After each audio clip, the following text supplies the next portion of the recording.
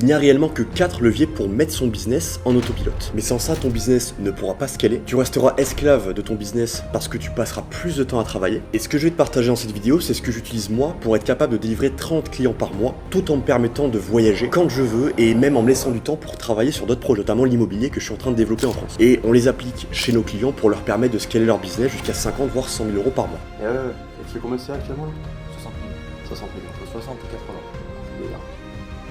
C'est un bon délire. Donc ce protocole, je vais le développer étape par étape. C'est parti, on commence directement par la première étape. Le premier levier, c'est la délégation. Quand je veux déléguer une tâche, je commence toujours par la faire moi-même. Quand j'ai pu la faire moi-même et chronométrer combien de temps ça me prenait, je peux le documenter sous forme de SOP, Standard Operating Procedure. Ensuite seulement, je peux tester avec un assistant ou avec un membre de mon équipe. Je leur donne des feedbacks pour améliorer la documentation et seulement après, je leur laisse l'autonomie sur la tâche. Pourquoi ? Parce que si je délègue directement sans cadre, je vais passer mon temps à corriger les erreurs. En plus de ça, le côté positif, c'est qu'avec une roadmap claire sur les tâches qu'ils ont à effectuer, mes équipes deviennent plus performantes, plus autonomes, et ça me permet de me concentrer sur le développement de mon business sans pour autant être dans l'opérationnel. Par exemple, on a un client qui passait lui 10 heures par semaine à faire les onboarding de ses clients. Donc on a documenté ensemble le process, on a mis en place une automatisation et ensuite on a délégué à un membre de son équipe.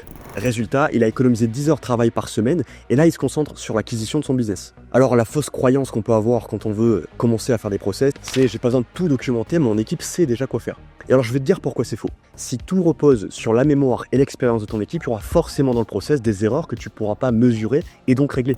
Une roadmap bien structurée, des SOP bien structurés, ça te permet d'éviter la microgestion et t'assurer que les process sont bien suivis, même en cas de turnover. Donc en documentant correctement, tu peux te concentrer sur la scalabilité de ton business et ne plus passer ton temps dans l'opérationnel.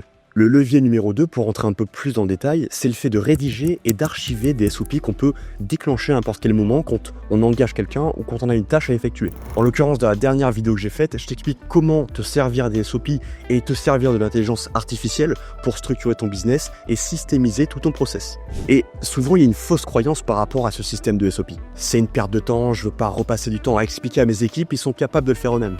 Bon, et de mon expérience personnelle, je te l'avoue, je pensais aussi la même chose avant. Et alors chez moi, voici comment le problème se manifestait. J'ai expliqué 15 fois la même chose à la même personne, chaque nouvelle recrue me posait les mêmes questions à chaque fois, et finalement j'avais l'impression de passer mon temps à répéter la même chose en boucle. Et la réflexion chez moi qui m'a fait shifter, c'est que j'étais bloqué à un certain chiffre d'affaires que j'arrivais pas à débloquer depuis plus de 6 mois.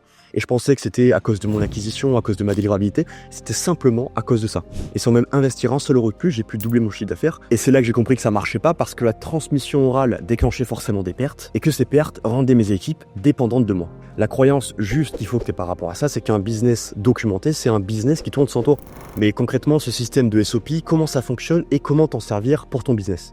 Il faut que chaque tâche répétitive soit transformée en SOP, c'est-à-dire un texte détaillé avec un point de départ, un point d'arrivée et toutes les étapes par lesquelles il faut que le membre d'équipe passe pour arriver jusqu'au bout. Tu peux évidemment le joindre de screenshots, de vidéos, de roadmap, même des arbres de décision pour leur permettre d'être autonomes dans la prise de décision sur la réalisation des tâches. Ensuite, chaque SOP doit être stocké dans une base de données. Nous, personnellement, on utilise Slack avec des mots-clés qui nous permettent de sortir par catégorie de prestataire chaque procédure qu'il a à suivre. Et troisième étape, c'est évidemment de former ton équipe pour qu'ils puissent d'abord se référer au SOP et ensuite, si vraiment ça n'y répond pas, ils peuvent te poser des questions. Mais s'ils te posent des questions, ça te permet d'améliorer ton SOP pour anticiper la prochaine fois qu'ils vont faire la tâche. Un de nos clients, une agence de site web, perdait je ne sais combien d'heures par semaine à répondre à ses clients. On a mis en place un système de SOP avec des FAQ en fin de SOP. Et en plus de ça, on a automatisé la réponse de ces questions par un chatbot avec de l'intelligence artificielle. Et ce chatbot, on l'a nourri par tous les SOP qu'on a pu créer de manière manuelle. Et maintenant, le client peut directement poser la question au chatbot qui est dirigé par de l'IA et lui répond automatiquement. Et même pour le petit teasing, on est en train de travailler sur un chatbot qui va pouvoir répondre aux questions de manière orale au client.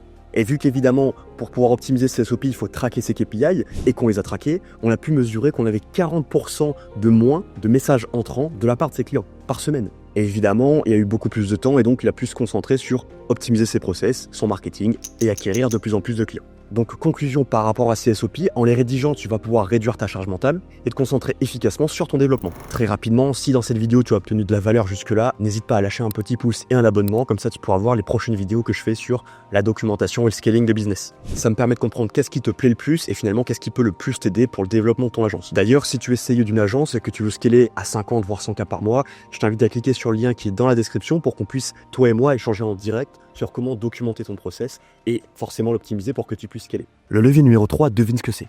Évidemment, c'est le recrutement et la délégation. Alors c'est assez rigolo parce que je vois des CEO qui font déjà 50K par mois, mais qui répondent eux-mêmes aux emails et qui gèrent eux-mêmes la facturation. C'est aberrant. Ma croyance avant, c'était « personne ne peut le faire mieux que moi ». Alors, il y a certains points sur lesquels c'est vrai, mais il y en a d'autres où c'est tellement faux parce qu'il y a des gens qui ont beaucoup plus de compétences que moi, que je peux acheter, et qui vont pouvoir me faire les choses à ma place et d'une qualité bien plus supérieure à ce que moi je fais.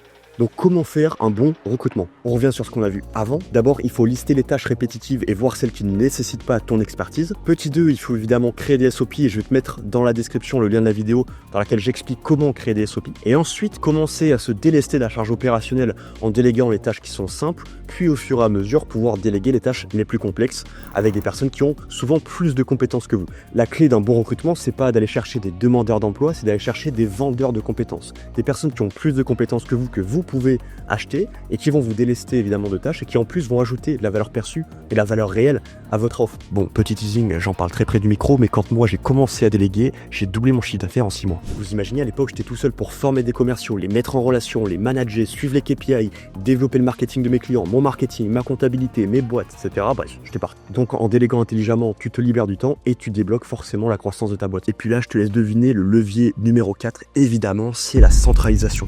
Et j'en ai d'ailleurs fait une vidéo Value Asset dans laquelle je partage les 3 outils qu'on utilise pour scaler des agences à plus de 50 000 € par mois. Je te mets aussi le lien dans la description. On dit souvent que chaque service doit avoir son propre outil. Alors je vais te dire pourquoi c'est faux. Gérer trop d'outils, ça crée du chaos, des pertes de données et un manque de visibilité. A l'inverse, un système centralisé, ça permet d'avoir une vision globale et d'optimiser chaque action de son business. Exemple, celui d'Anthony, un client qui avant utilisait plus de 10 outils pour gérer son pôle commercial, sans parler du côté des livrabilités. Il utilisait un Google Sheet comme CRM, Messenger pour les communications, Calendly pour la prise de rendez-vous, ClickFunnels pour la création de ses tunnels de vente, et d'autres outils par exemple pour le mailing. Et au-delà du fait qu'il y avait beaucoup d'outils, il n'y avait aucune automatisation entre ces différents outils. Donc son équipe n'était pas non plus perdue, mais elle perdait énormément de temps sur la gestion manuelle de tous ces outils. Et lui, forcément, il passait tout son temps à relancer les tâches manuellement. On lui a donc mis en place un GHL, donc un CRM qui lui permet d'avoir ses opportunités, sa base de données, ses calendriers, ses tunnels de vente, son emailing, ses automatisations. Et pour les communications, on lui a mis en place un Slack pour qu'il puisse, sur la même plateforme, communiquer avec tout le monde. Bref, actuellement, il fait 60 000 € par mois et là, il va augmenter son budget pub parce qu'il sait que chaque euro investi dans ses publicités va être rentabilisé par le fait de pouvoir traquer et de perdre aucune donnée dans le processus. Donc résultat, en centralisant tes outils, tu gagnes du temps, tu réduis tes erreurs et tu accélères ton scaling. Donc c'était les 4 leviers qui vont te permettre de mettre ton business en autopilote. Si tu es CEO d'un business, coach, infopreneur, agence, et que tu souhaites scaler des 5-10K par mois auxquels tu es bloqué actuellement, jusqu'aux 5 ou 100K par mois, eh bien je t'invite à prendre un rendez-vous dans le premier lien qui est dans la description, où on va pouvoir échanger toi et moi sur comment structurer ton acquisition, ta délivrabilité, ton marketing, pour pouvoir attirer plus de clients, plus les délivrer, et forcément augmenter ton chiffre d'affaires. En attendant, tu peux aussi aller regarder les vidéos que je te mets dans la description, qui sont en lien avec celle-ci, et qui vont te permettre, dans tous les cas, de développer ton business. On se dit à très vite, déchire ta journée, ciao ciao.